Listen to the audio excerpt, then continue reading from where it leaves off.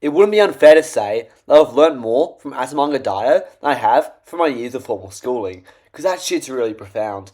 As not only did I learn important lessons like how rice is kind of a grain, I also learnt about the evils of capitalism. And while I don't hate capitalism, it's kind of flawed, just like the Japanese education system, which is one of the things which Azumanga Daioh critiques at the face level. But once you start to scratch below the surface, you'll start to see what else Azumanga Daioh critiques. But, of course, the exploitation of the education system for a profit is one of the evils of capitalism. Let me explain. The school Azumanga Daioh, despite not being named, is definitely a private school, because it's cited in the Wikipedia that it used to be an all-girls school, and the school's being single-gendered is a private school archetype. Not to mention that in episode 13, the school is regarded as a prestigious school, which means the school of the show is not government operated and would therefore run at a higher profit than a public school. So why is Mr. Kimura still employed? Because the bloke's a bloody pedophile. Mr. Kimura, why did you decide to become a high school teacher? 'Cause I like high school girls, that's why! Bloody pedophile.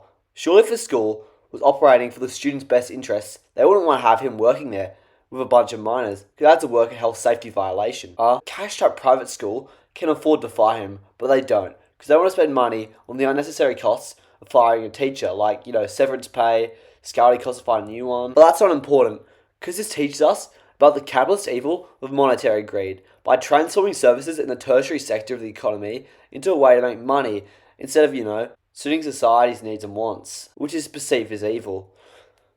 That's great writing, Azuma. I couldn't have done it better myself. Moving on. I know I said earlier that Azumanga Daioh doesn't critique capitalism on the surface level, but it does. Because in the opening for Azumanga Daioh, Tomo is brutally harmed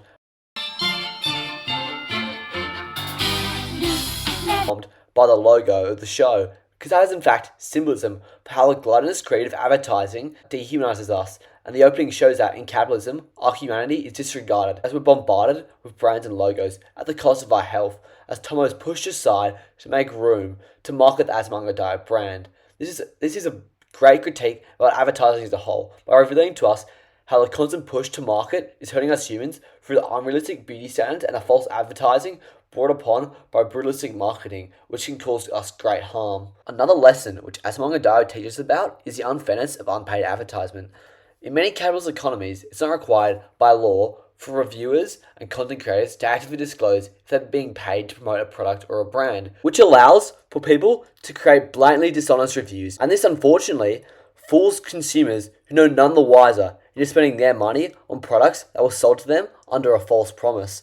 And this takes advantage of the free market. Azumanga educates us about this through the simple notion of Osaka saying Santa Andagi. And as Azumanga Daioh's second coming started its motion, the popularity of the term Santa Andagi rose, which I'll assume resulted in more trying and buying Santa Andagi, a staple food in Okinawa, which shows us how easy it is people can be tricked into buying something. Because if an anime character just saying Santa Andagi tricks people into buying it, imagine how effective it would have been if it was actual paid promotion, and instead of Santa Andagi, Osaka said McDonald's or like some shit, I don't know. Moving on to bigger and better things. One of the evils of capitalism in Japanese society is its brutalist working culture, where making money is paramount and workers' health and safety is commonly disregarded, which has led to the term karoshi to be developed, which means literally death by overworking, as many Japanese companies disregard fair work laws. Azumanga Daioh critiques this evil of capitalism through Chiyo's parents, because in episode 12 of the show, it's shown that during Chiyo's morning routine, at 10 years old, she's up early in the morning making her own lunch and breakfast before she wakes up with her parents, which on the surface level might not seem like much, but I think it says a lot about Japanese working culture, because Chiyo having to cook for herself provides a sad social commentary on how Chiyo's self-sufficiency is based off her parents being absent most of the time due to how much they work. And obviously, you have to work a lot to be able to live in a mansion and send your kid to a private school. And what I bet this isn't a case of the upper class putting middle class into a tomb, but rather it's a case of the upper class digging their own graves, as they've clearly prioritised their careers above the transient joy of parenting to no fault of their own, which dehumanises us because there's something so special about having someone cook you your own lunch out of love. And she'll get to miss out on this joy of childhood at just 10 years old. Now, I hope it's been food for thought for y'all, because in conclusion, Azumanga Daioh teaches us about the evils of capitalism, like the exploitation of the tertiary sector in order to make a high profit, the evils behind the brutalistic nature of oversaturated advertising, and the dehumanization brought upon by a bad working culture. And Azumanga Daioh does this all in a subtle way while maintaining to be funny. And it's so deep that I didn't have enough time to talk about the romanticism of America. It's truly peak. And yeah, that's pretty much it. That's pretty much all I have to say.